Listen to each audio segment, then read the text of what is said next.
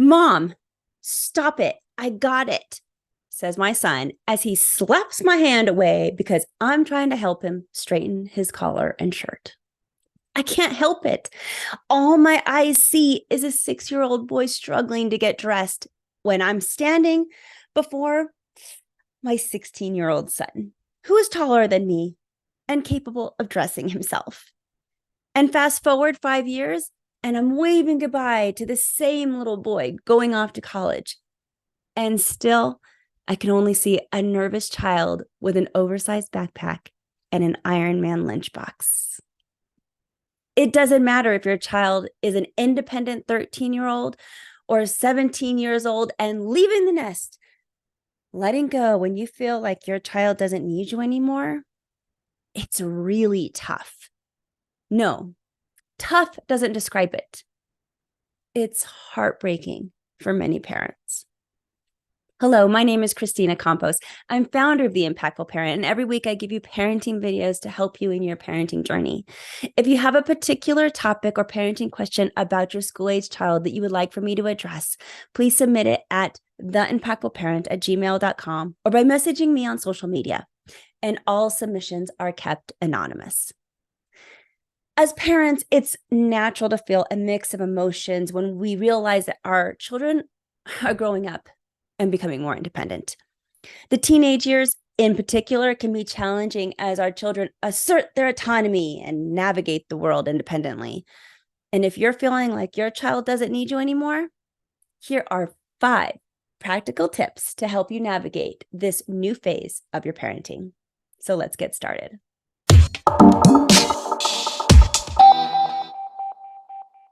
Number 1, adjust your expectations, but stay engaged.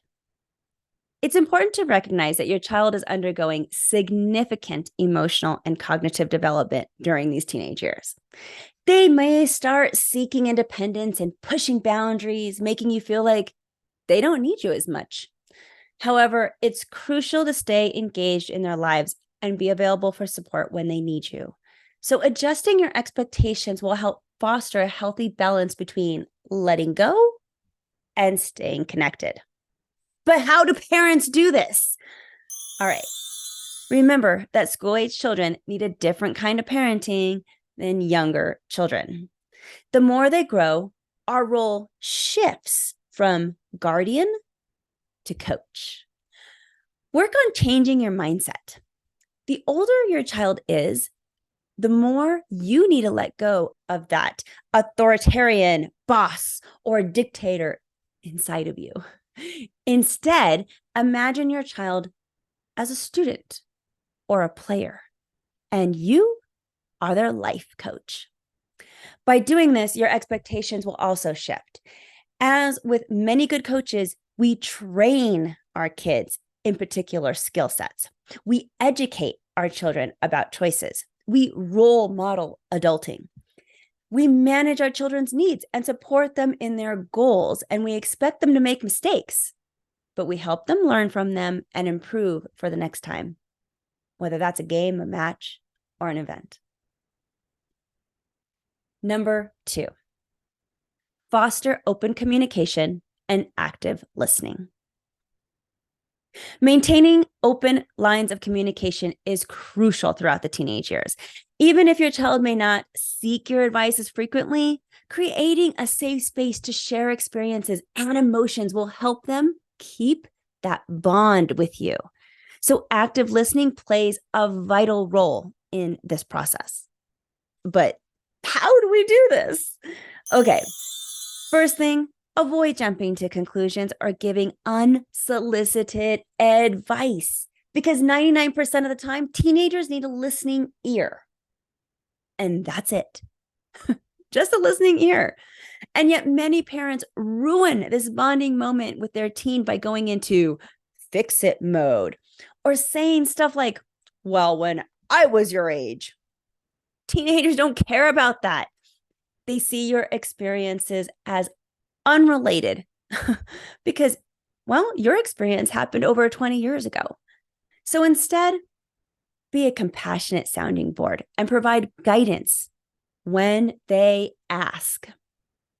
When your child shares a problem or an achievement, actively listening to them without interrupting is what you want to do.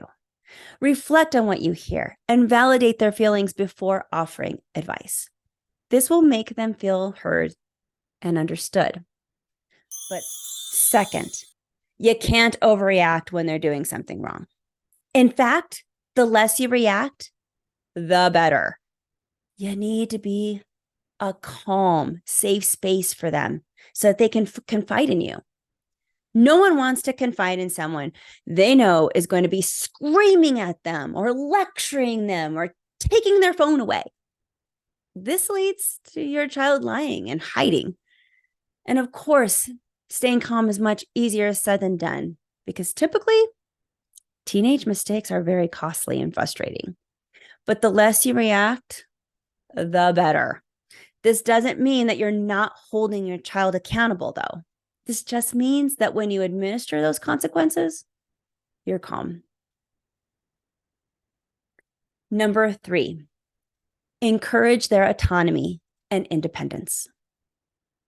While it may be bittersweet to see your child become more self-sufficient, embracing their growth and encouraging their autonomy is essential for their overall development.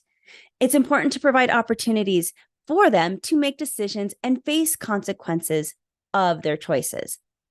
This will help build their confidence and give them a more sense of responsibility. Now, teenagers crave autonomy and independence, right? So give it to them. It's your job to prepare them for the real world, and the real world will hit them in only a few years. It's better to expose them to some of the truths and difficulties of life while still under your care and support than protecting them from all the bad stuff and letting them discover that bad stuff when they are living alone, away from college or just out of the house. Now is the time instead. But how do parents do this? Well, encourage your teenager to take on new challenges, such as managing their finances and cooking some of their own meals. Allow your child to face the consequences of their actions when appropriate, instead of saving them. Empower them to make decisions and learn from their experiences, guiding them when necessary. None of this is easy.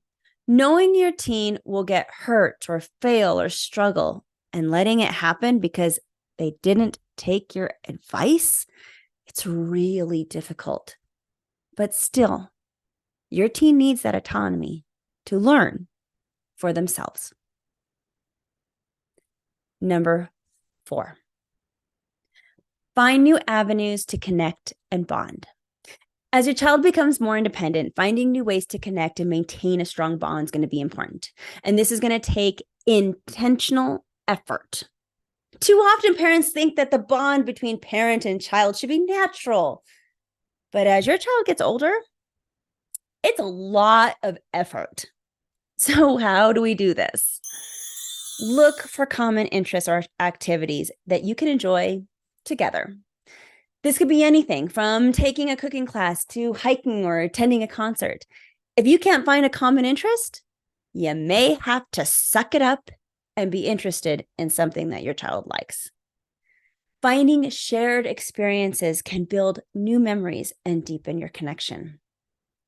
And second, also carve out at least 15 minutes daily to check in with your child and talk to them. Now, I suggest doing this on a car ride or at the dinner table because you want it to look effortless, but in reality, you'll be doing things very intentionally. And number 5, invest in self-care and personal growth. As your child becomes more self-reliant, it's an excellent time to focus on your own self-care and personal growth.